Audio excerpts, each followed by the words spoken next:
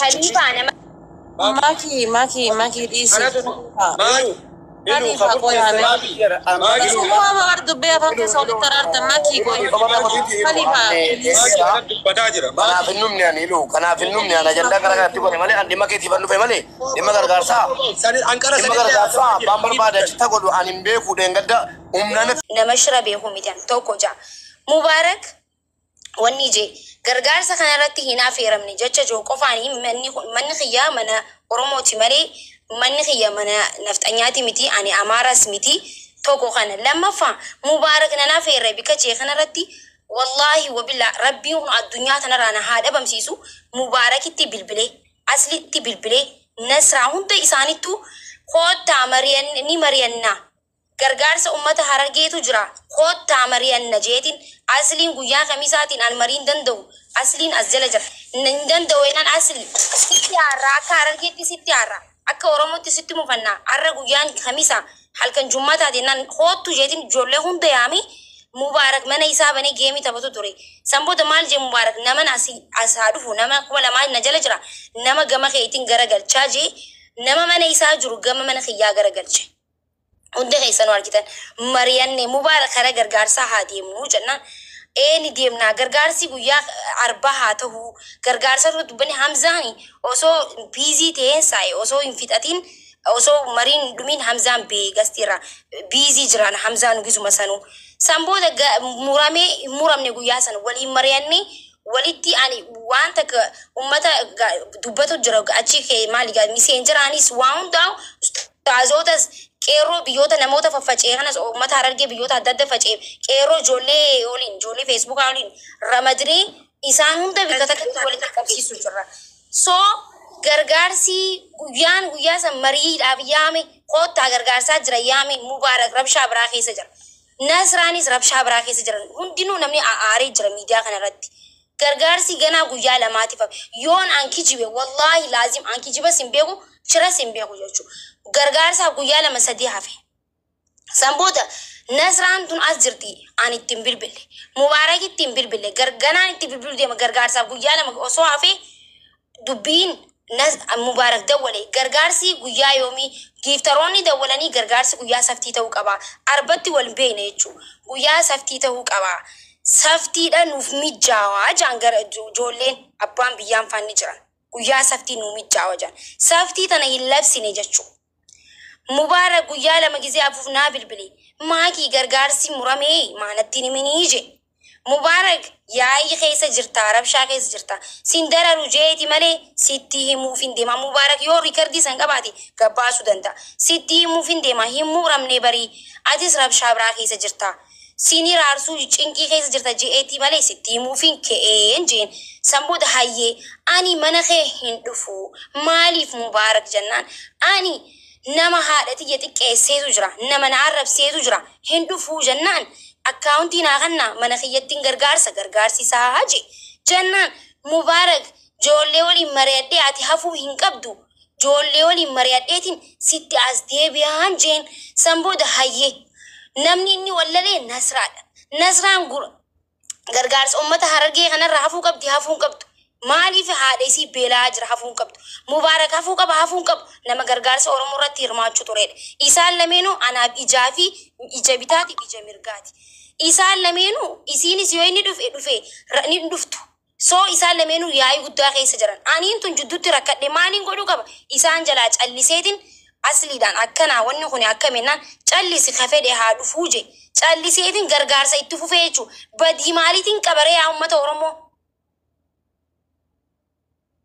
murteessaa badiyyoon hin qabaadhaan mana kiyyatti godhamuun rakkoon dilli kun yoo dhufe mana mubeetti gargaarsa godhamu irra guddaan yaamamiin keenan dhaqe maaliif hin yaamamuu qabu maaliif oromoon akka rakkataa jirtu ummanni wallaggaa miidiyaa kanarratti akka rakkataa jiru eenyu walitti osoo gargaarsi hin guuramin dura ummanni wallaggaa ummanni arsiitis ta'e ummanni kutaa 11 rakkoo mataa isaanii dhalataan biyya isaanii dhalataan ganda isaanii osoo gabbee miidiyaa kanatti warri walloo dubbachuu danda'a osoo rakkoo isaanii osoo isaan miidiyaa irratti hin dubbatiin nama dura fiigee miidiyaa kanarratti waa'ee gargaarsaa waa'ee ummata gargaaramuu qabaa ummanni sagalee harkatu qabaa jee nama hunda dura miidiyaa kanarra gabbee sagalee ta'uudhaaf yaan mana kiyyatti gargaarsi ta'uu hin barbaanneen.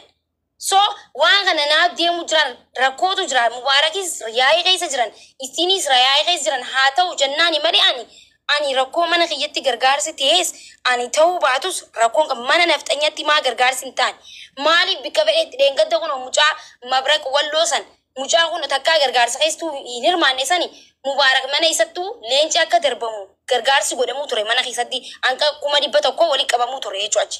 Achi sanuu viidiyoo banadhee puush godhaa jechuu ture mucaa Oromoonu mucaan nama sagalee Oromoof ta'u nama afaan Amaariffaa dubbatu garuu Oromoo keessatti dilas Oromoon akkasitti hin barreen mana isatti gaafa gargaarsi godhame sanuu ani mana isatti maa godhame jedhe viidiyoo banadheetiin godhe mana nafxanyatti yoo godhame amma nama dhufu ammaakiin rakkoo kiyya rakkoo uummataan gargaaramuu qabaadha.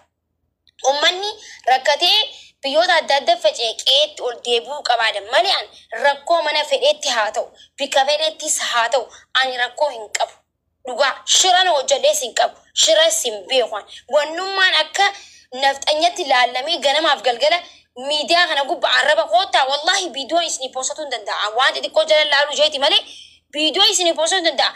Arrabni arrabaa miti hay maali ani barnatti dhagaame ani dubartii ta'eeti moo maa rakkoon dillu kun yoo namni rakkoo qabaadhe ati rakkoo qabda jaayinatti murtanaani akka Oromoo kutaa godhatte kotti nama ani ummataan na ol jira malee ani ummata haggatiin jira wallahi arras borus ani ummata haggatiin jira ummatni anaaf ummataatu naaf ummata kabajaa qaba ani ummataatu na ol jira malee ani ummata haggatiin jira maakiin an arrabsamee je ajendaan ta'u ani hiyyamamni je ajendaa hin ta'u ummata kiyya kuni rakkoo ummataa furuu qabnaan rakkoo ummataa furra bikka hundattu raachee dawalee hiyyamneen abbaa abdii hiyyamne maaliif raacheen obboleettii isaa amata 16 guutuu hin arginetti biizii ta'ee jira nama miidiyaa raabbadee hunda barbaaduu hin dandeenyu yoo harkanti haa dhufan jennee itti dhiisne ani immoo ijoollee hunda yaameetiin jira kanaafuu ani waan deemaa jirus naa galaa hin jiru dhiifamaa anaatu itti seene waan itti seene garuu waan na bira jirullee isinii maxxansee jira maallaqa ammas guyyaa lammaffaatis mana aslii seene kamana kiyya seenes ammas irra deebiitiin isinii maxxansa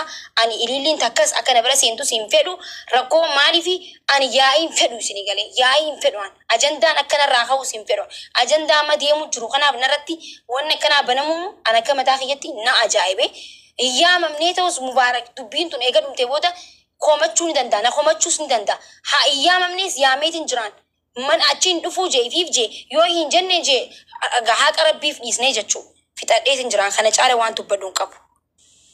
Maagii jennaa galatoomii. Dhageeffadhu kaa yaadatti kennan mubaarak soorii. Carraanaa kenniidhu narraa fuutee carraa ayyee. Waan nagaa haasaa waan nagaa. Komentii wani barreessitan. Ummata komentiin taane barreessitan. Waan nagaa haasaa. Komentiin taane. Makii ilaallatee waan gadi hidhe.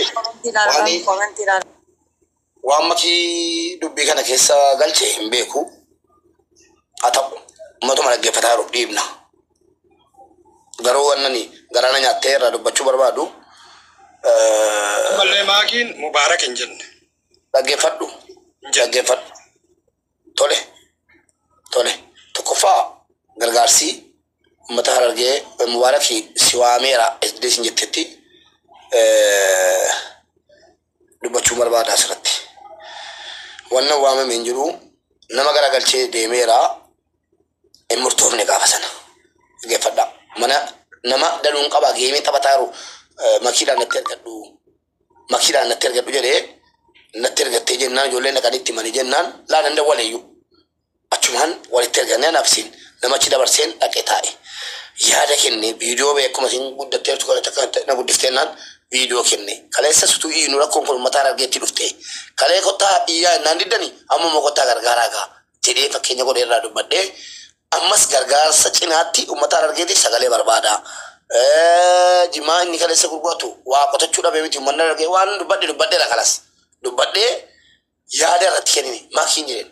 Akkaawuntii qophaa'ee jennaan ammallee ganaadha irratti dubbachuu jedhaa jettee kunooti isiin viidiyoo baasuu dandeessi isii bira jira viidiyoon tiktookiin seefii godhachuudha. Kanuma irratti mari'anne malee akkana goona wanti jedhamee jiru ani mana kootti sagalee taa'aa jira. Uummanni Oromoo argaa jira isiinis taa'arti amma makiirraa mufiin qabu yoo ofiin of waamtee itti of makte malee kaleessas maqaa sii waamne dheengaddas maqaa sii waamne deebi'ee waa'ee mana makii in kaafne hadhalleen aan ijoolluma Harargeetiin ni koreen gargaarsa uummata Harargeetiif dhaabbatte baranaa akkamitti ana of keessaa dhiibdee jedheen gaafadhe. Sirriin gaafanne koreen uummata Oromoof dhaabbatte.